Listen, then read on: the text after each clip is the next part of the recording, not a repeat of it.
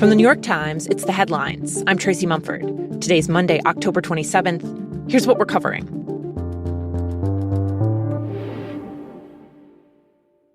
With the government shutdown nearing the 1-month mark, many Americans may soon be cut off from a crucial part of the social safety net, food stamps. Tens of millions of low-income Americans who rely on SNAP, the federal food assistance program, could lose access as soon as this weekend. That's as many as 1 in 8 people in the country. Some states have said they're going to try and step up to fill the gap. Others are still trying to figure out a plan. And while the Department of Agriculture had signaled that it could use emergency funds to keep the benefits flowing, it said in a memo on Friday that it will not tap into that reserve. Good morning. Can I get you some potatoes? Across the country, food banks are bracing for a surge in demand. We also have some shallots, some bell peppers. Many were stretched thin even before the shutdown. Food prices, driven up by inflation, have meant more and more Americans rely on food banks. One network in Oregon has seen a 50% jump in visits in the past 2 years alone.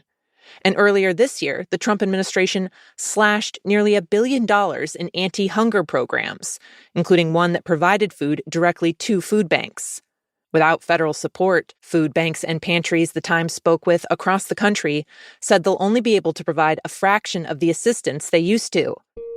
The need is even greater in areas with lots of federal workers, many of whom aren't getting paychecks right now. In Maryland on Saturday, for example, cars lined up for blocks at an event for those federal workers. They ran out after passing out over 300 boxes of food and had to turn the rest of the people away. Meanwhile, the Trump administration says it's accepted a $130 million donation to help the government pay troops during the shutdown, despite the fact that federal law prohibits the government from spending money Congress hasn't appropriated. The White House wouldn't say who the money came from, but the Times has learned from 2 sources that the donor is Timothy Mellon, the heir to a banking and railroad fortune. Mellon, who is famously reclusive, is a longtime backer of President Trump.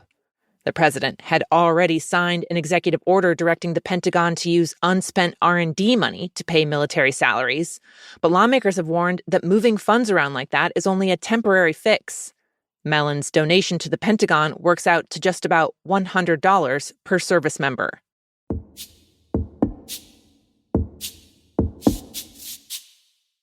Yesterday, President Trump kicked off a nearly week-long trip across East and Southeast Asia.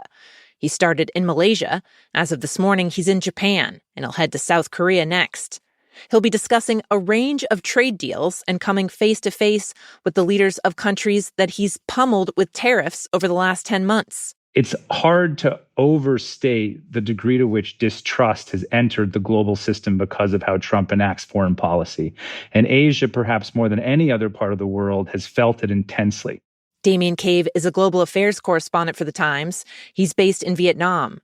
He says that while many countries in the region are somewhat optimistic, since the Trump administration has been signing some preliminary agreements recently, they're also very wary. One of the things that I hear in the region all the time is it's not just the problem of tariffs and the economic approach to the United States, it's just the uncertainty. You never know which version of Trump you're going to get. It's his impulsiveness. It's the lack of detail in a lot of these deals. And so that uncertainty has created a real sense of instability. And, for a lot of countries, I think in the short term, they're going to say to the United States, this is great. We love you.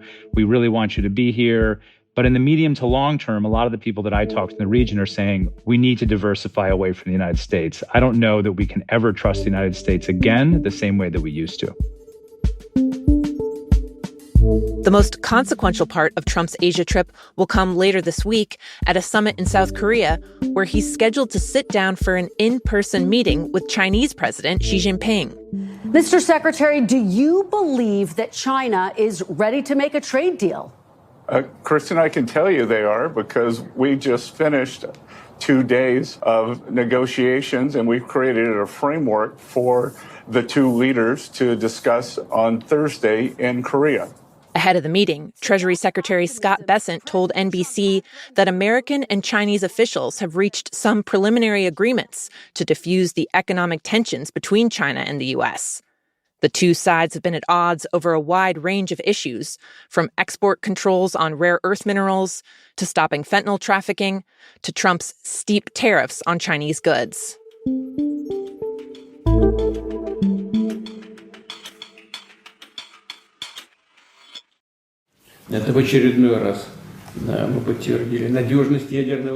In Russia yesterday, President Vladimir Putin announced that his country has successfully tested a nuclear-powered missile. It's capable of carrying a nuclear weapon, and because it runs on nuclear power itself, the Kremlin says it can fly for much longer than other missiles and can evade defense systems. The missile is called the Burevestnik, named after a seabird that some believe foreshadows a storm. In the test flight, a Russian official said it stayed airborne for 15 hours, traveling 8,700 miles. That's about a third of the circumference of the Earth. Putin said no other country in the world has a missile like this, and an expert in nuclear nonproliferation called the development worrying, saying it was like a tiny flying Chernobyl. The successful test wasn't unexpected. Analysts say the weapon's been in development in Russia for years. But this is the first time since President Trump returned to office that Putin has so openly discussed nuclear threats. At the moment, there's an arms control treaty between the U.S. and Russia that puts limits on the number of long-range nukes that can be deployed in the field. It's set to expire in February, though Putin has offered to extend it for another year as long as the U.S. does the same. Trump has said that proposal, quote, sounds like a good idea to me. We are due to get a direct hit, Category 4 and possibly Category 5. In the Caribbean, authorities in at least 5 countries, including Haiti, the Dominican Republic, and Jamaica, are urging residents to evacuate from low-lying areas ahead of Hurricane Melissa. Do not take this one lightly. This may be the one. At the moment, Jamaica seems poised to take the brunt of it. Melissa could be the strongest storm in recorded history to ever make landfall there. Forecasters are predicting that as much as 3 feet of rain could fall, which could trigger catastrophic flash flooding and wash out roads. People in the region are already starting to feel the storm's effects. It's expected to move across Jamaica tomorrow, but because it's moving relatively slowly, it could linger over the island for as long as a day.